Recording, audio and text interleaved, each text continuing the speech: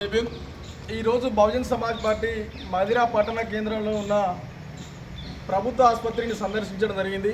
ఈ ప్రభుత్వ ఆసుపత్రిలోనే వైద్యులు సరిగా సక్రమంగా ఉద్యోగాలు చేయకపోవడం వల్ల ఇక్కడ ఎవరైతే చుట్టుపక్కల నుంచి వచ్చే రోగులు ఉన్నారో వాళ్ళకి చాలా ఇబ్బందికరంగా కలుగుతుంది.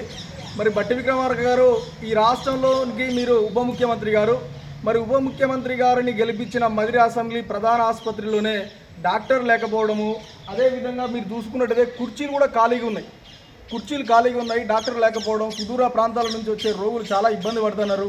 మీరేమో గొప్పగా రాష్ట్ర వ్యాప్తంగా మీరు గొప్ప మాటలు చెప్తారు. కాంగ్రెస్ ప్రభుత్వము అనేక ఆహర్నిశలు కష్టపడి అనేక పనులు చేస్తుంది, ఇక్కడ ఉన్న ప్రజలను ఉద్ధరిస్తుంది అంటారు. కానీ మన సొంత అసెంబ్లీ నియోజకవర్గమైన పట్టణ కేంద్రంలో ఉన్న ఆసుపత్రిలో డాక్టర్లు లేకపోవడం బాధాకరం.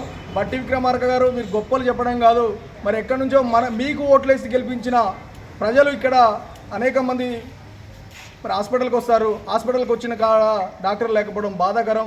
ఇకనైనా ఈ డాక్టర్లను సక్రమంగా విధులు నిర్వహించేందుకు మీరు కృషి చేస్తారని కోరుకుంటూ జై భీమ్, జై భారత్.